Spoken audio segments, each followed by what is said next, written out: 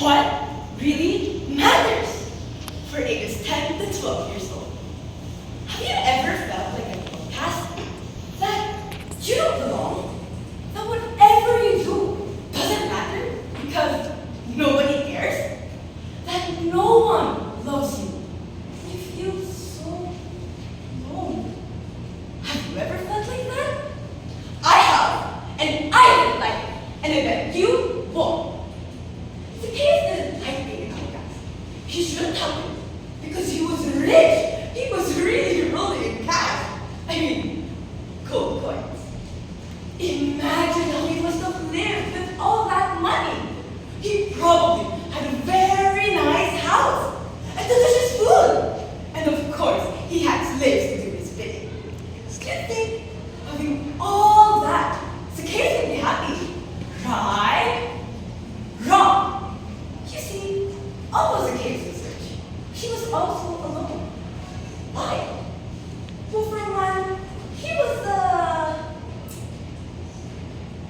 chief tax collector. To his neighbors, he was considered as the worst of sinners because he cheated them out of their hard-earned wages by collecting more than what was required and pocketed these for himself. No wonder he had a lot of cash. I mean, gold coins. For another, there was his appearance. Well, no one was perfect. It's still very uncomfortable when one appears different. Zacchaeus was really challenged. In short, he was, well, short. So there he was, this very rich, but very lonely, small man. An outcast, despite unlovely, unhappy. Early one morning, Zacchaeus saw his neighbor, Mary Therese, whom everyone called Agnes, sharing some news to anyone who would listen. It's probably the latest gossip. Zacchaeus muttered. It's true! Marites exclaimed. Jesus will go to Jericho today, and of course, he will pass through here. Jesus? Jesus? Zacchaeus was curious to know more about this man. The man who spoke with authority was also compassionate. The man who made the lame to walk, the blind to see, who cleansed lepers and glory be, even raised the dead. Some said he was the promised Messiah. Could this be true? There he is! I see him! It's really Jesus! Zacchaeus wanted to see Jesus too.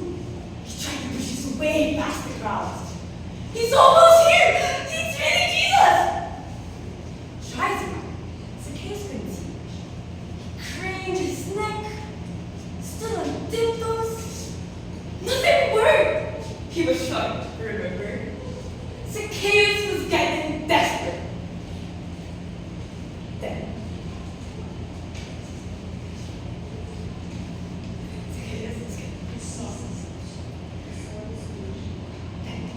he saw the solution to his problem. The sycamore tree standing tall, not far from the road.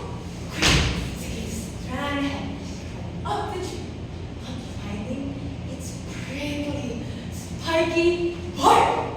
Then he crawled on one of the bigger branches, and voila! He was above the crowd and could see better than anyone. That's got to be Jesus, Zacchaeus told himself.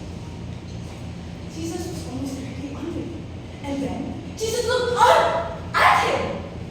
Zacchaeus looked deep with the kindest and gentlest eyes he had ever seen. And there it was, such a longing to know Jesus more. Then, amazingly, Jesus called him by name. Zacchaeus, come down from the tree. I will go to your house today. What? Jesus knows my name? He's going to my house today? As these thoughts went through his mind, Zacchaeus scrambled backwards from the tree branch, down the tree, and on the solid ground. And there he was, the sinful, unloving, disliked, lonely man, and an outcast of society. Face to face with Jesus.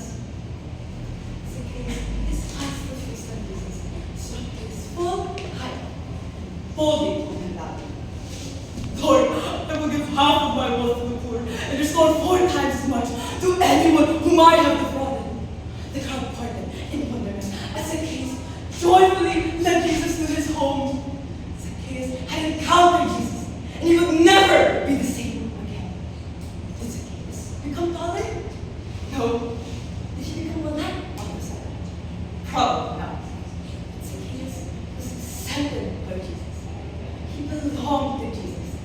And that was all that mattered. The same is true for you and me. No matter our situation, by faith, we belong to Jesus. In Him, we are accepted. And that